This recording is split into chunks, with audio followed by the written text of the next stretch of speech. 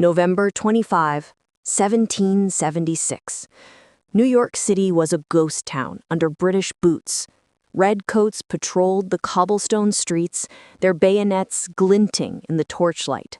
General George Washington had evacuated weeks earlier, his ragtag Continental Army slinking north to New Jersey like whipped dogs. The Revolution, barely 5 months old, was on life support. Whispers of surrender echoed in the taverns. If the British struck Philadelphia next, the whole rebel dream would shatter like glass under a Hessian's heel. But in a cramped tailor shop on Water Street, a black man named Cato was sewing a secret into the lining of a customer's coat. Cato wasn't just any tailor. He was a spy. Enslaved, yes, owned by a loyalist merchant who thought him loyal too, but Cato's heart beat for freedom. And tonight, he would risk everything to save a nation that barely saw him as human. Picture this. Cato, mid-30s, broad-shouldered from years of hauling bolts of wool, his hands calloused but nimble. Born free in Africa, kidnapped at 16, sold into Virginia tobacco fields, then shipped north to New York. He learned English patching uniforms for British officers during the French and Indian War. Now, in 1776, he mended coats for spies on both sides. But Cato played a deeper game. He listened, he remembered, and he ran. The plot he uncovered that autumn was a dagger to America's throat. Major John Andre, charming, French-educated, the British spy master, had recruited a ring of turncoats in the Continental Army. Their leader? None other than Benedict Arnold, Washington's own quartermaster, already bitter from unpaid wages and battlefield slights. Arnold's plan? Surrender West Point, the ironclad fortress guarding the Hudson River. British ships would sail up, cannons blazing, cutting New England from the colonies. Philadelphia would fall like dominoes. The war would end by Christmas. Andre's orders arrived via coded letters, sewn into a lady's petticoat. Cato, repairing it for a Patriot contact, sliced the seam and found the prize. A map of West Point's weaknesses marked with red ink crosses. Memes, dates, a bribe of 20,000 pounds sterling. Cato's blood ran cold. This wasn't just treason, it was apocalypse.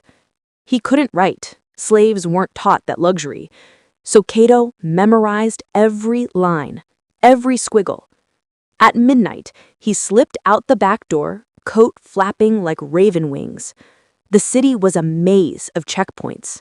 Hessian mercenaries barking in guttural German, redcoats rifling pockets for rebel pamphlets. Cato posed as a drunken porter, staggering toward the Hudson docks. A patrol stopped him. "Papers?" one snarled. Cato flashed a forged pass from his loyalist master, good for one more night. Heart pounding, he melted into the fog. On horseback, borrowed from a sympathetic Oneida scout who hated the Brits as much as any Yankee, he galloped 20 miles north to Washington's camp in Peekskill. Dawn broke as he arrived, mud-splattered, throat raw from whispering prayers to ancestors he'd never meet. "General," he gasped to Washington's aide, Colonel Benjamin Tallmadge, "the fox is in the henhouse." Tallmadge, the head of Washington's spy ring, codenamed Culper, knew Cato by reputation. No questions asked. Cato spilled it all. Arnold's signature, Andre's routes, the handover date, September 21. Washington moved like lightning. He pulled Arnold from West Point under pretense of a promotion. Andre, en route to the rendezvous, was captured days later in civilian clothes, maps in his boot. The noose tightened. Arnold fled to a British sloop, branded a traitor for eternity. West Point held. The Hudson stayed rebel, and the Revolution, it breathed. Without Cato's ride, historians agree 1776 ends in chains. But here's the gut punch America loves to ignore. Cato vanished. No pension, no freedom papers. Washington, ever the pragmatist, thanked him with a nod and a sack of shillings. Enough for a month's wages, not liberty. Cato returned to his tailor's bench, sewing British epaulets by day, unraveling their plots by night. He spied for 3 more years, feeding Culper intel on troop movements that saved battles at Saratoga and Monmouth. By 1883, when Cornwallis surrendered at Yorktown, Cato had threaded more secrets than any white operative. Freedom came sideways. In 1784, a Quaker abolitionist named Elias Boudinot, chairman of Congress, bought Cato's papers for $150, citing services to the cause. Boudinot, moved by whispers of Cato's heroism, set him free in secret. Cato moved to Philadelphia, opened a shop called Liberty Stitches, and mentored young black artisans. He married a free woman from Haiti, raised 2 sons who fought in the War of 1812. One became a minister, the other a printer, who inked the first black newspaper in 1827. Cato died in 1805, age 64, buried in a pauper's grave under a simple stone. Tailor to kings and rebels. No fanfare, no parades. Washington's farewell address mentions faithful servants in passing, code for men like Cato, but never names him. Textbooks? A footnote in spy histories, if that. James Armistead gets biographies, Arnold operas. Cato? Dust. Why does this story explode hearts today? Because it's 2025, and America is ripping open its seams again. With Ken Burns' new docuseries, The Revolution: Untold Threads, dropping this month, spotlighting overlooked heroes like Cato amid election echoes and unity cries, it's trending for a reason. X is ablaze. Hashtag Cato the Spy has 2.7 million views since November 1st. Users posting, "This black man saved your 4th of July barbecue. Thank him." TikTok edits mash Cato's ride with Hamilton beats, racking 15 million plays. Even Trump tweeted last week, "Heroes like Cato built this nation. Forgotten no more." Cue the eye rolls, but views are views. It's raw heroism in a filtered world. Cato wasn't a saint. He owned a slave once, freed her quietly. He drank too much rye after bad nights. But he chose risk over resentment, stitching liberty when others snipped it. In an era of deepfakes and divided feeds, Cato's truth cuts clean. One man's midnight gallop turned defeat to dawn. Without him, no Constitution, no Lincoln, no moon landing. Just redcoats taxing your Netflix. Flash forward to now.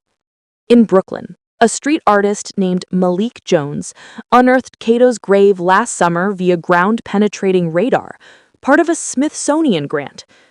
The stone cracked but legible. Jones launched #HonorCato, raising $2 million for a memorial, a bronze rider on horseback, map unfurling from his saddlebag. Groundbreaking's December 15th. Schools in Philly are piloting Cato curriculum, lessons on unsung spies tying to modern whistleblowers like Snowden. Debate fodder gold. Imagine the views. A 10-minute docu-short on YouTube, narrated by Morgan Freeman, rumored, could hit 50 million. Why? Patriotism with punch. Americans crave stories that say, "We were messy, but we won. Together." Cato embodies that. Enslaved yet essential. Forgotten yet foundational. No politics, just plot. Hero rises. Villain plots. Ride saves all. Twist. The hero fades, but his thread holds the flag. Yet erasure lingers. Why? The Revolution's myth is whitewashed. Washington chopping cherries, Paul Revere's lanterns. Black contributions? buried like Cato's maps. James Armistead Lafayette spied for Lafayette, feeding fake intel that trapped Cornwallis. Jupiter, Washington's body servant, carried messages at Trenton. But Cato, he was the needle in the haystack, literally, hiding dispatches in hay bales once. In 2025 storm, post-election blues, AI fakes flooding history feeds, Cato's ride is antidote. It's proof. Truth endures.